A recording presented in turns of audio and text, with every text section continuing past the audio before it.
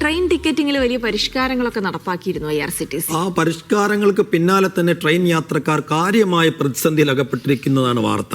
അതെ, പുതിയ പരിഷ്കാരങ്ങളൊക്കെ നടപ്പാക്കിയിട്ടും യാത്രക്കാർക്ക് ട്രെയിൻ ടിക്കറ്റ് ലഭിക്കുന്നില്ല. രാവിലെ 10 മണി മുതൽ IRCTC സൈറ്റിൽ പ്രവേശിക്കാൻ പോലും സാധിക്കുന്നില്ല എന്നാണ് യാത്രക്കാരുടെ പരാതി.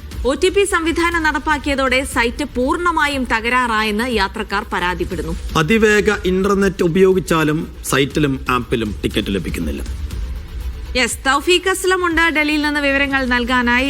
തൗഫീഖ്, ഏറെ പ്രതീക്ഷയോടെ നോക്കിയതാണ്. ഒരുപാട് മാറ്റങ്ങളൊക്കെ ഉണ്ടായിരുന്നു. തൽക്കാലിന്റെ ഡേറ്റ് ഒക്കെ വളരെ നമുക്ക് കൃത്യമായി തന്നെ ഓൺലൈനായി തന്നെ മാറ്റാവുന്ന സംവിധാനമൊക്കെ ഉണ്ടായിരുന്നു. പക്ഷേ ഇതൊക്കെ മാറ്റണമെങ്കിൽ ആ സൈറ്റിലേക്ക് പ്രവേശിക്കാനെങ്കിലും മിനിമം സാധിക്കണം എന്നുള്ളതാണ്. അതിനുപോലും പറ്റാത്ത രീതിയിൽ തകരാറായെന്നാണോ പരാതി?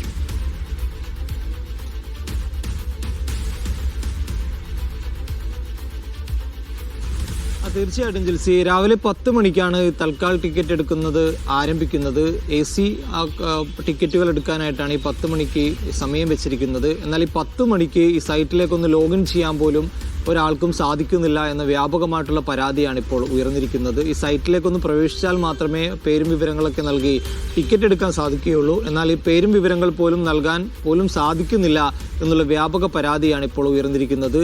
ഈ ഡിസംബർ 1-ാം തീയതി മുതലാണ് ഈ OTP സംവിധാനം റെയിൽവേ നിലവിൽ വന്നത്. അത് ആളുകൾക്ക് കുറച്ചുകൂടി വേഗത്തിൽ ടിക്കറ്റുകൾ ലഭിക്കുമെന്ന് അവകാശപ്പെട്ടുകൊണ്ടാണ് അത്തരമൊരു മാറ്റം റെയിൽവേ വരുത്തിയത്. അതിനു മുമ്പ് ആധാർ കാർഡ് ലിങ്ക് ചെയ്യുന്ന ഒരു മാറ്റം കൂടി റെയിൽവേയുടെ ഭാഗത്തുനിന്നുകൊണ്ടുണ്ടായിരുന്നു. 2 മാറ്റങ്ങൾ വന്നിട്ട് പോലും യാത്രക്കാർക്ക് കൃത്യസമയത്ത് തൽക്കാൽ ടിക്കറ്റുകൾ എടുക്കാൻ സാധിക്കുന്നില്ല എന്നുള്ളതാണ് ഒരു വസ്തുത. ഹൈസ്പീഡ് ഇന്റർനെറ്റ് ഉപയോഗിച്ചാൽ പോലും ആളുകൾക്ക് ആ സൈറ്റിലേക്ക് പ്രവേശിക്കാൻ സാധിക്കുന്നില്ല.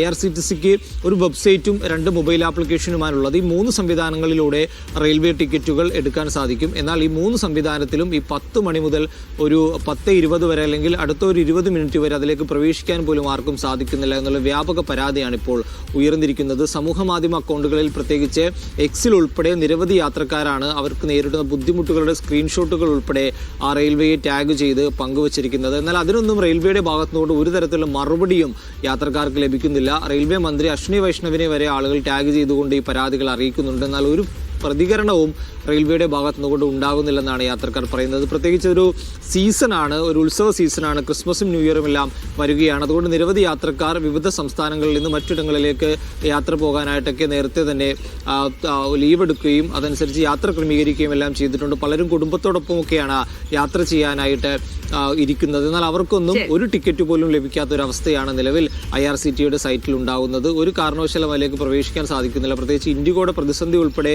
ഉണ്ടായതിന് പിന്നാലെ കൂടുതൽ ആളുകൾ ട്രെയിനിനെയാണ് ആശ്രയിക്കുന്നത്. എന്നിട്ട് പോലും അവർക്ക് ആ റെയിൽവേയിൽ ടിക്കറ്റ് ലഭിക്കുന്നില്ല. എത്രയും വേഗം ഇത് പരിഹരിക്കണം എന്നുള്ളൊരാവശ്യമാണ് യാത്രക്കാർ ഇപ്പോൾ മുന്നോട്ട് വെക്കുന്നത്.